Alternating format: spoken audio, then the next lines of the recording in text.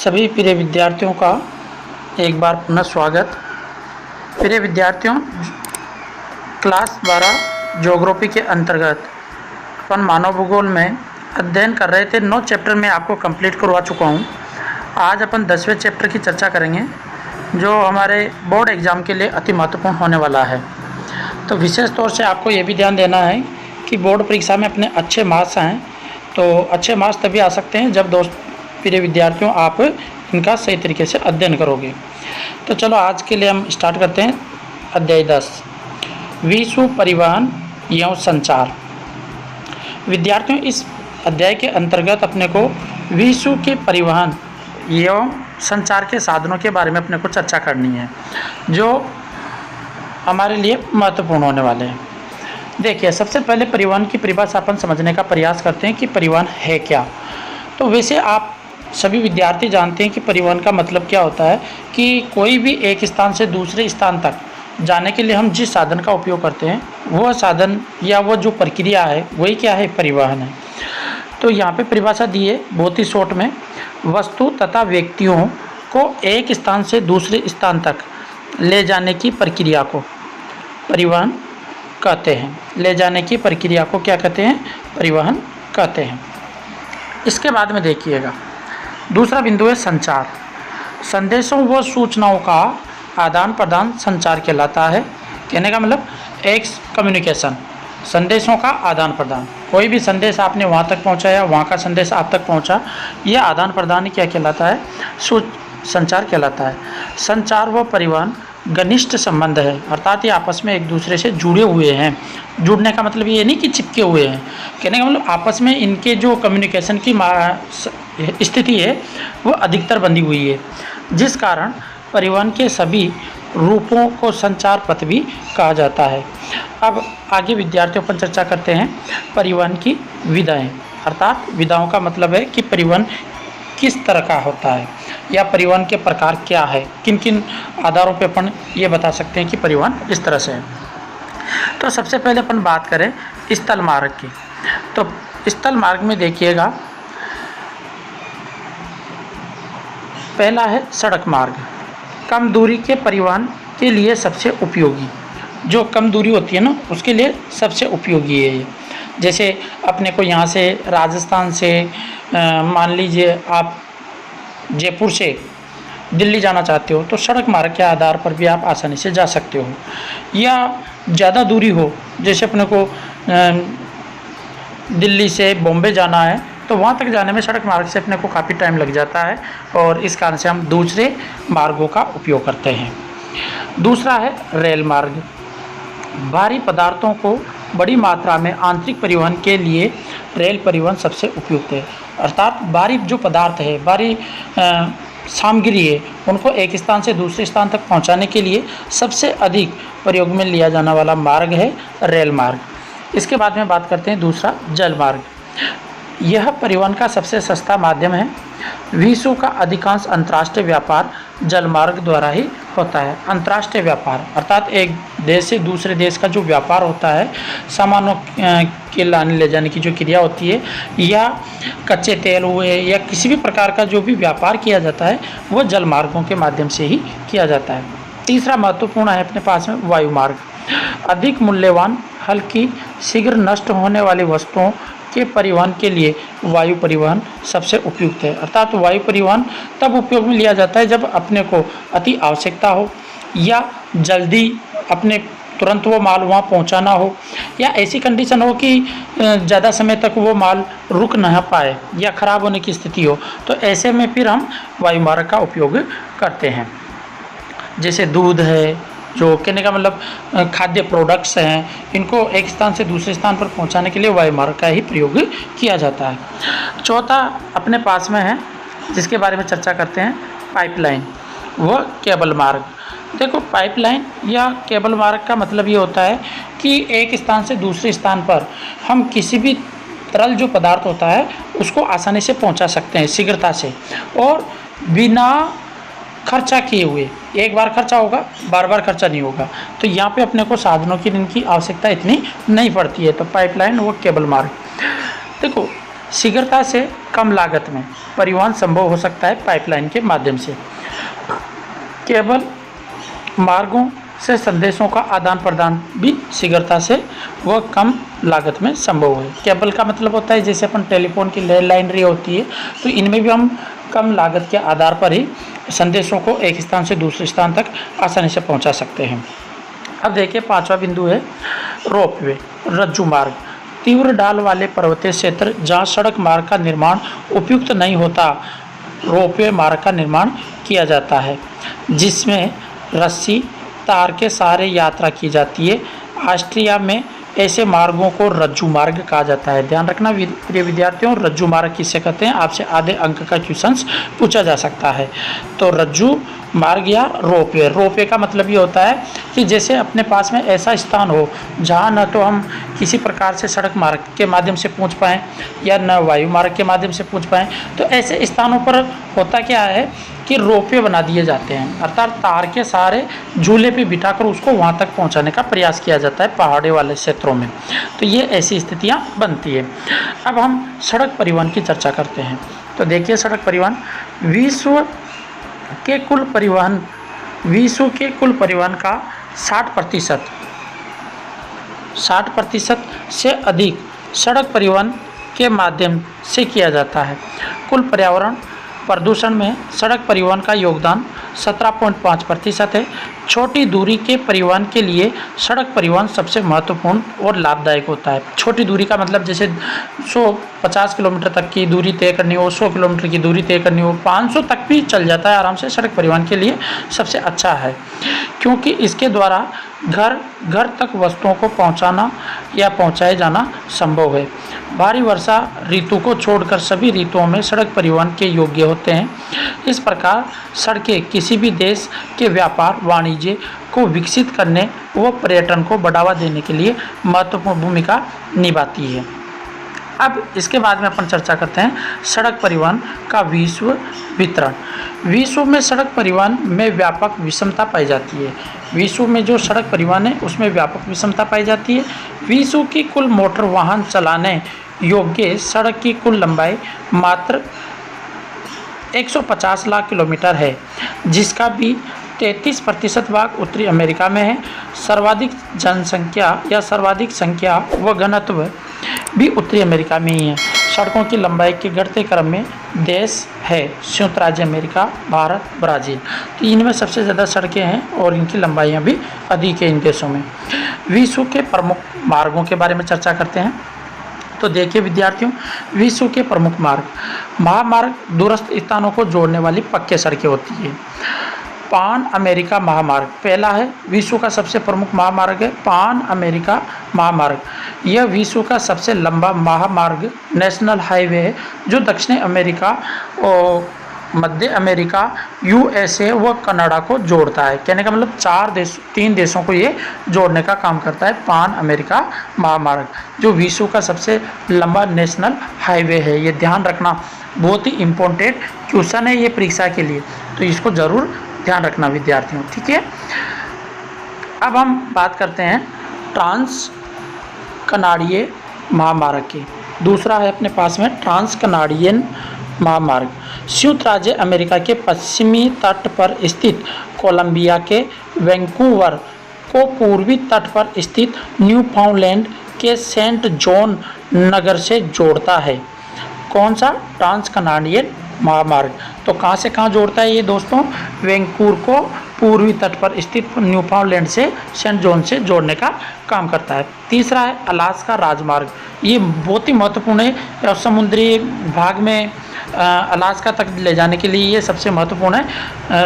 Canada के एडरमर्टन को Alaska के एंकारेज से जोड़ता है, उसको अलास्का राजमार्ग कहते हैं। तीसरा महत्वपूर्ण राष्ट्रीय राजमार्ग या जिसको अपन ये कह सकते हैं नेशनल हाईवे।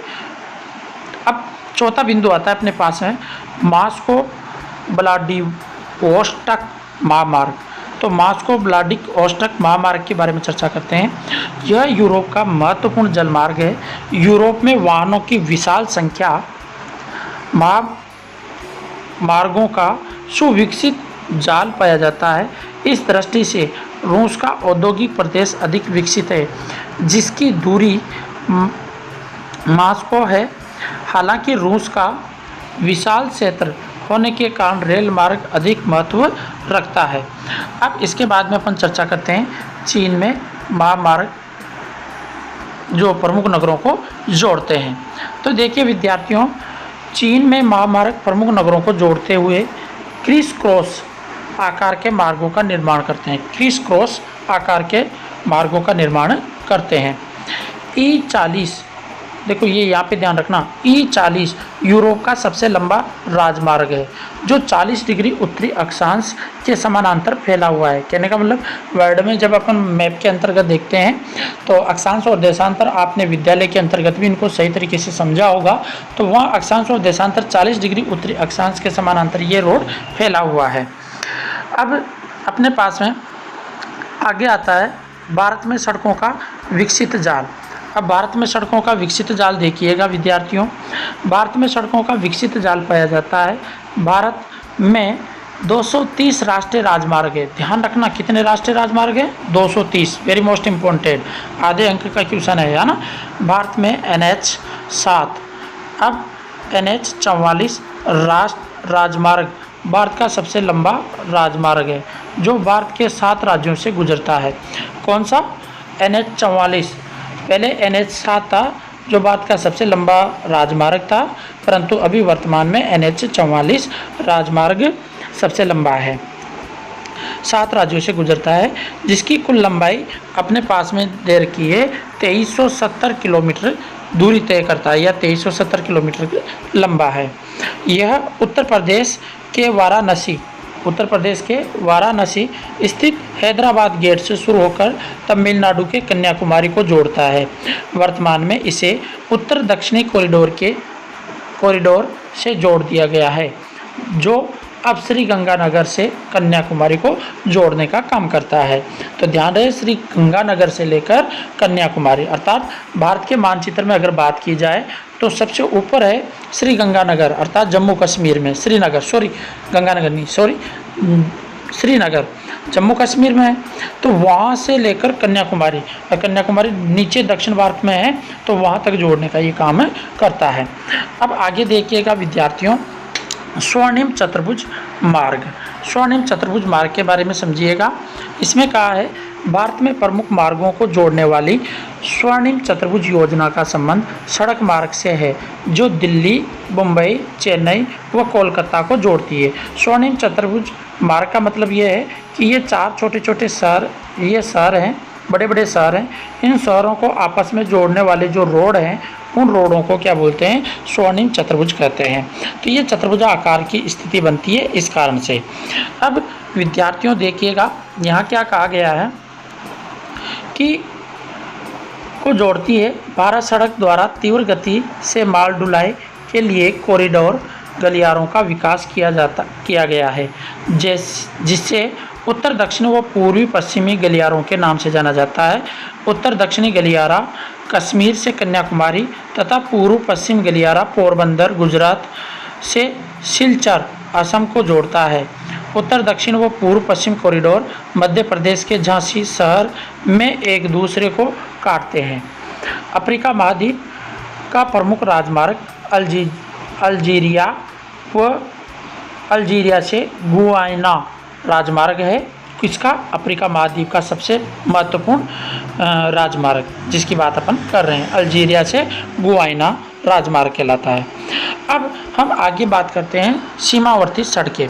तो देखिए विद्यार्थियों, सीमावर्ती सड़कें में क्या कहा है आपसे, अंतर्राष्ट्रीय सीमाओं के सहारे निर्मित सड़कों को सीमावर्ती सड़कें कहते हैं, जिनका प्रमुख उद्देश्य सैन्य व प्रतिरक्षा की पूर्ति करना होता है। तो ये हमारे पास में, अब यहाँ पे मैं आपको मानचित्र के आधार पे देखो, अपने भारत की जो बात कर रहे थे अपन, स्वर्णिम जो चतुर्भुज की बात कर रहे थे, स्वर्णिम चतुर्भुज। तो सबसे पहला तो जो रोड है, जो यहाँ से श्रीनगर से लेकर, ये जो हरी वाली लाइन आपको दिख रही है, प्रिय विद्यार्थियों देखिए ध्यान से, बीच में जो हरी वाली लाइन आ रही है, इनको आप ध्यान से देखोगे तो ये हरी वाली लाइन कहाँ तक आ रही है, नीचे अपने कन्याकुमारी तक। तो यह यहाँ से श्रीनगर से लेकर जम्मू कश्मीर, श्रीनगर से लेकर कन्याकुमारी तक इसको सबसे लंबा ये राष्ट्रीय राजमार्ग है भारत का। और स्वर्णिम चतुर्भुज का मतलब है जो ये लाल लाइन में आपको दिख रहा है, ये लाल लाइन वाले स्वर्णिम चतुर्भुज के अंतर्गत आते हैं। तो आपको इस मानचित्र के आधार पर ये चीज़ समझ में आ रही होगी। अब देखिए विद्यार्थियों, हम रेल मार्ग की चर्चा करते हैं। भारत में रेल मार्ग, तो देखिए रेल मार्ग, रेल परिवहन लंबी दूरी व भारी वस्तुओं के परिवहन के लिए सबसे उपयुक्त परिवहन विधा है, अर्थात सबसे महत्वपूर्ण प्रक्रिया है या सबसे महत्वपूर्ण परिवहन साधन है। रेल लाइन की चौड़ाई के आधार पर यह 3 प्रकार की होती है। वेरी मोस्ट इम्पोर्टेंट क्वेश्चन है यहाँ से, ये बोर्ड परीक्षा की दृष्टि से 100% मान लीजिए 3 प्रकार की होती है। पहली है ब्रॉड गेज, जिसकी चौड़ाई होती है 1.67 मीटर, और दूसरी है मीटर गेज, जिसकी चौड़ाई 1 मीटर होती है 2 पटरियों के बीच में, अर्थात 2 लाइनों के बीच में, जो ये लाइनें होती है ना, इनके बीच की जो लंबाई है उसकी बात कर रहे हैं अपन, ठीक है। और तीसरी है नैरो गेज, जिसकी लंबाई 0.762 मीटर, मुख्यतः ये पहाड़ी क्षेत्रों में होती है जहाँ पे छोटी ट्रेनें चलाई जाती है ना, वहाँ इस नैरो गेज लाइन का उपयोग किया जाता है। इसके बाद में देखिएगा विद्यार्थियों, स्टैंडर्ड गेज। स्टैंडर्ड गेज की बात करें तो देखिए मानक लाइन 1.44 मीटर, अर्थात ये भारत में सर्वाधिक मात्रा में बिछी हुई लाइन है, जिसको मानक लाइन भी कहते हैं, स्टैंडर्ड गेज भी कहते हैं या मानक लाइन कहते हैं। 1.44 मीटर ब्रिटेन में मानक लाइन या स्टैंडर्ड रेल लाइन का उपयोग किया जाता है। भारत में मेट्रो ट्रेनों के संचालन में मानक रेल लाइन का उपयोग किया गया। विश्व में रेल मार्ग वितरण, देखो विश्व में किस प्रकार से रेल मार्गों का वितरण है। 1769 में जेम्स वाट ने भाप के इंजन का आविष्कार किया था। कब किया था जेम्स वाट ने भाप के इंजन का? 1769 में। तथा 1814 में जॉर्ज स्टीफन ने प्रथम रेल इंजन बनाया। विश्व में प्रथम रेल 27 सितंबर 1825 में उत्तरी इंग्लैंड के स्काउटन व डार्लिंगटन के मध्य 40 मीटर प्रारंभ हुई। भारत में सर्वप्रथम रेल 16 अप्रैल 1853 को मुंबई से थाने, जो 34 किलोमीटर के लमसम एरिया है, के मध्य चलाई गई थी। तो प्रिय विद्यार्थियों, ये बात आपको समझ में आ गई होगी। भारत में सर्वप्रथम रेल 16 अप्रैल 1853 को मुंबई से थाने के मध्य चलाई थी, जिसकी लंबाई 34 किलोमीटर के मध्य बताई जाती है। अब हम विश्व में लगभग बात करें तो विश्व में लगभग 13 लाख किलोमीटर लंबा रेल यातायात मार्ग है। यूरोप में विश्व का सबसे सघन रेल तंत्र पाया जाता है। यहाँ पर लगभग 44 लाख किलोमीटर लंबा रेल मार्ग है। 4,40,000 किलोमीटर लंबा रेल मार्ग है। बेल्जियम में रेल मार्ग का घनत्व सर्वाधिक है, जो प्रति 6.5 वर्ग किमी क्षेत्र पर लगभग 1 किलोमीटर है। तो ये भी आपको ध्यान रखना है, बेल्जियम में रेल मार्ग का घनत्व सर्वाधिक है। इसके बाद में दूसरा आता है अपने पास में बिंदु, रूस के कुल परिवहन का 90% भाग, रूस के कुल परिवहन का 90% भाग रेल परिवहन द्वारा होता है, जो विश्व में सर्वाधिक है। मॉस्को इसका केंद्र है, जहाँ भूमिगत रेल मार्ग भी विकसित है। अगला बिंदु है उत्तरी अमेरिका में सर्वाधिक विस्तृत रेल नेटवर्क है, जो विश्व की कुल रेल मार्ग का लगभग 40% है। और फिर इसके बाद में अगला बिंदु है कनाडा में रेल मार्ग सार्वजनिक सेक्टर में है, जो संपूर्ण विरल जनसंख्या वाले क्षेत्रों में फैला हुआ है। न्यूजीलैंड में रेल सेवा का कृषि क्षेत्र में महत्वपूर्ण योगदान है। अब हम बात करते हैं दक्षिणी अमेरिका में रेल मार्ग। अब दक्षिण अमेरिका में रेल मार्गों की बात करें तो देखिएगा विद्यार्थियों, दक्षिण अमेरिका में रेल मार्ग मुख्य रूप से 2 क्षेत्रों में केंद्रित है। पहला है अर्जेंटीना के पंपास क्षेत्र, दूसरा है ब्राज़ील के कॉफ़ी उत्पादक फजंडा प्रदेश। इन दोनों क्षेत्रों में रेल ट्रेन सबसे ज़्यादा महत्वपूर्ण है। यह दक्षिण अमेरिका का 40% रेल नेटवर्क पाया जाता है। इन दो क्षेत्रों में कितना नेटवर्क पाया जाता है? 40%, अर्थात 40% लाइनें जो पूरी अमेरिका में बिछी हुई है, दक्षिण अमेरिका में, उतना तो ये 40% तो इनमें ही है। दक्षिण अमेरिका में एकमात्र ट्रांस रेल मार्ग, ध्यान रखना, ट्रांस रेल मार्ग जो इंडीज पर्वत के पार 3900 मीटर की ऊंचाई पर स्थित उस प्लाटा दर्रे से गुजरता हुआ ब्यूनस आयरस अर्जेंटीना को वेलपेराइजो चिली से जोड़ता है। किससे जोड़ता है? चिली से जोड़ता है। वेरी मोस्ट इंपॉर्टेंट क्वेश्चन है, यहाँ से आपसे भी पूछा जा सकता है विद्यार्थियों, ध्यान रखिएगा। अब एशिया में रेल नेटवर्क की बात करते हैं अपन। एशिया में रेल नेटवर्क, एशिया में जापान, चीन, भारत में सघन रेल नेटवर्क पाया जाता है। भारत में एशिया का सबसे बड़ा रेल नेटवर्क पाया जाता है जो विश्व का सबसे व्यस्तम रेल नेटवर्क भी है। भारतीय रेल 17 प्रमुख खंडों जोन में विभाजित है। 17वां व नवीनतम खंड कोलकाता मेट्रो कॉरपोरेशन है। कोलकाता नवीनतम खंड कोलकाता मेट्रो कॉरपोरेशन है। तो इस प्रकार से ये एशिया में रेल नेटवर्क की बात अपन ने की। अब आगे देखिएगा अफ्रीका के प्रमुख रेल मार्ग जिनकी भी अपन चर्चा करें। अफ्रीका के प्रमुख रेल मार्ग है जिनमें से पहला है बेंगुला रेल मार्ग जो अंगोला से कटंगा, जाम्बिया, तांबापेटी से होकर गुजरता है।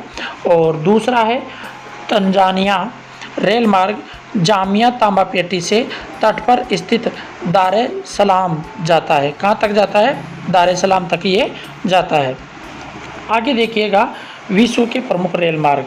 अब विश्व के प्रमुख रेल मार्गों में सबसे पहला जो हमारा रेल मार्ग की चर्चा करने जा रहे हैं वह है ट्रांस महाद्वीपीय रेल मार्ग की चर्चा करेंगे।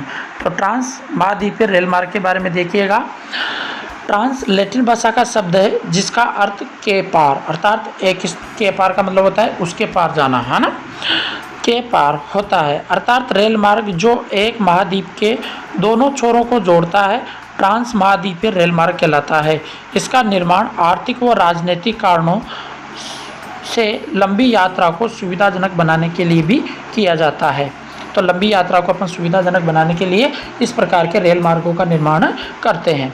दूसरा है ट्रांस साइबेरियन रेल मार्ग। यह विश्व का सबसे लंबा 9,560 किलोमीटर, विश्व का सबसे लंबा 9,560 किलोमीटर दोहरे पथ वाला विद्युतीकृत, जिस पे लाइट की ट्रेनें चलती हैं, है ना, विद्युतीकृत पार महाद्वीपीय रेल मार्ग है। अर्थात एक महाद्वीप से दूसरे महाद्वीप, पार महाद्वीप का मतलब होता है एक महाद्वीप से दूसरे महाद्वीप, रेल मार्ग है जो रूस के पश्चिमी तट पर स्थित सेंट पीटर्सबर्ग से पूर्व में प्रशांत महासागर तट पर स्थित व्लादिवोस्टोक तक जाता है। इस रेल मार्ग की शुरुआत 1905 ईस्वी में हुई। यह रेल मार्ग एशिया देशों को पश्चिमी यूरोपीय बाजारों से जोड़ता है। मॉस्को, कजान, ट्यूमीन आदि इसके प्रमुख जंक्शन है। वहीं चीता एक प्रसिद्ध कृषि केंद्र भी है। ट्रांस कैनेडियन रेल मार्ग के बारे में चर्चा करें तो ये कह रहा है कि कनाडा के पूर्वी छोर पर स्थित हैलिफैक्स के पश्चिम में मॉन्ट्रियल, ओटावा, विनिपेग से प्रशांत तट पर स्थित वैंकूवर तक जाता है। इसका निर्माण 1886 में एक संधि के तहत ब्रिटिश कोलंबिया को राज्यों के संघ में सम्मिलित करने के उद्देश्य से किया गया था। यह रेल मार्ग कनाडा का सबसे महत्वपूर्ण रेल मार्ग है जिसे कनाडा की आर्थिक धमनी भी कहते हैं। तो कनाडा की आर्थिक धमनी किसे कहा जाता है? ट्रांस कैनेडियन रेल मार्ग को। संयुक्त राज्य अमेरिका के रेल मार्ग, अब इनके बारे में संयुक्त राज्य अमेरिका के रेल मार्गों के बारे में अपन चर्चा करते हैं। तो देखिएगा विद्यार्थियों, आप यहाँ पे संयुक्त राज्य अमेरिका के रेल मार्ग, पहला है उत्तरी अंतर महाद्वीपीय रेल मार्ग, न्यूयॉर्क को सिएटल से जोड़ता है जो 6,100 किलोमीटर लंबा है। यह यूएसए का सबसे महत्वपूर्ण रेल मार्ग है जो प्रमुख औद्योगिक केंद्र पिट्सबर्ग के मध्य से गुजरता है। दूसरा बिंदु है मध्य अंतर महाद्वीपीय रेल मार्ग। यह अटलांटिक तट पर स्थित न्यूयॉर्क को प्रशांत तट पर स्थित फ्रांसिस्को से जोड़ता है। और तीसरा है दक्षिणी अंतर महाद्वीपीय रेल मार्ग। यह रेल मार्ग की ओर यह रेल मार्ग की ओर से लॉस एंजिल्स तक जाता है, जो यूएसए की उद्योग पेटी के मध्य से गुजरता है। लॉस एंजिल्स फिल्म उद्योग के लिए भी प्रसिद्ध है। ध्यान रखिएगा, फिल्म उद्योग के लिए इंडस्ट्रीज के नाम से भी जाना जाता है। लॉस एंजिल्स फिल्म उद्योग के लिए भी प्रसिद्ध है। अब इसके बाद में अपन चर्चा करते हैं, वह देखिएगा ऑस्ट्रेलियाई पार महाद्वीप रेल मार्ग। तो ऑस्ट्रेलियाई पार महाद्वीप रेल मार्गों के बारे में देखिएगा विद्यार्थियों। इसमें कहा गया है आपसे कि ऑस्ट्रेलिया के पश्चिम तट पर स्थित पर्थ से शुरू होकर सिडनी तक जाता है। एक अन्य दूसरा जो रेल मार्ग है, उत्तर दक्षिण रेल लाइन, जो एडिलेड को जोड़ती है। अगला है केप काहिरा रेल मार्ग। यह अफ्रीका का प्रमुख रेल मार्ग है, जो काहिरा मिस्र की राजधानी काहिरा ही है, तो वहाँ से ये प्रारंभ होकर केप टाउन दक्षिण अफ्रीका तक 1400 किलोमीटर लंबा है, जो दक्षिण अफ्रीका के औद्योगिक नगरी दक्षिण अफ्रीका की कौन सी है? प्रोटोरिया, जोहान्सबर्ग, जो स्वर्ण खनन के लिए प्रसिद्ध है, किम्बरले व केप टाउन शहर तक जाता है। तो ये अफ्रीका के लिए केप काहिरा रेल मार्ग सबसे महत्वपूर्ण है। अब आगे देखें ओरिएंट एक्सप्रेस रेल मार्ग। ओरिएंट एक्सप्रेस रेल मार्ग, यह यूरोप का सबसे महत्वपूर्ण रेल मार्ग है, जो पेरिस से इस्तांबुल तुर्की तक जाता है। यह रास्ता समुद्री मार्ग से 10 दिनों में व रेल मार्ग से मात्र 96 घंटों में पूर्ण किया जाता है। निर्यात में पनीर, मांस, शराब, फल आदि प्रमुख है इस मार्ग के आधार पर। अब हम बात करते हैं विद्यार्थियों जल परिवहनों के बारे में। तो देखते हैं, हमने देखो 2 प्रकार के परिवहन पढ़ लिए हैं, एक तो स्थल परिवहन पढ़ लिए, एक रेल मार्ग पढ़ लिए। अब आता है जल परिवहन, तीसरा। तो जल परिवहन परिवहन का सबसे सस्ता साधन है, क्योंकि पहला कारण है जल परिवहन में मार्गों का निर्माण नहीं करना पड़ता। देखो पानी में सड़कें तो बनानी को ना अपना, तो खर्चो तो कहीं को होगा, पानी में चल रहे थे, जहाज चल लगा वहाँ तो जहाज ही चाहिए अपना। तो दूसरा है जल का घर्षण स्थल की अपेक्षा बहुत कम होना, अर्थात जल पे घर्षण भी बहुत कम होता है, पानी में कहीं का घर्षण होगा। तीसरा है जल परिवहन में ऊर्जा लागत भी कम आती है। अब जल परिवहन के प्रकार, जल परिवहन भी मुख्यतः 2 प्रकार के हैं, जिनमें एक तो समुद्री जल मार्ग है और एक आंतरिक जल मार्ग है। तो देखते हैं दोनों के बारे में भी, समुद्री जलमार्ग व आंतरिक जलमार्ग। तो सबसे पहले बात करते हैं समुद्री जलमार्ग की। समुद्री परिवहन एक महाद्वीप से दूसरे महाद्वीप तक स्थूल या बाहरी पदार्थों का लंबी दूरी के परिवहन के लिए सबसे उपयुक्त है। विश्व के प्रमुख समुद्री जलमार्ग, उत्तरी अटलांटिक समुद्री जलमार्ग पहला, जो विश्व का सबसे लंबा है। यह मार्ग उत्तर पूर्वी यूएसए व पश्चिमी यूरोप को मिलता है। विश्व का 1/4 25% विदेशी व्यापार इस मार्ग द्वारा होता है। विश्व का सबसे व्यस्तम व्यापारिक जलमार्ग होने के कारण इसे वृहद ट्रक मार्ग, ग्रांड ट्रक वे भी कहा जाता है। औद्योगिक विकास दोनों तटों पर अत्यधिक हुआ है। भूमध्य सागर, हिंद महासागर के समुद्री जलमार्ग, यह संसार का सबसे लंबा व्यापारिक मार्ग है, जो विश्व की 75% जनसंख्या की सेवा करता है। यह जलमार्ग विश्व के प्राचीन हृदय स्थल क्षेत्रों से गुजरता है। पोर्ट सईद, अदन, मुंबई, कोलंबो व सिंगापुर इस मार्ग का प्रमुख पतन नगर है। यह व्यापारिक मार्ग अत्यधिक विकसित औद्योगिक पश्चिमी यूरोप को पश्चिम अफ्रीका, दक्षिणी एशिया, ऑस्ट्रेलिया और न्यूजीलैंड की वाणिज्य, कृषि व पशुपालन आधारित अर्थव्यवस्था से जोड़ता है। अगला है उत्तमाशा अंतरीप समुद्री मार्ग। यह जलमार्ग हिंद महासागर को अटलांटिक महासागर से अलग करता है तथा पश्चिमी यूरोप व पश्चिमी अफ्रीका देशों को दक्षिणी अमेरिका देशों से मिलाता है।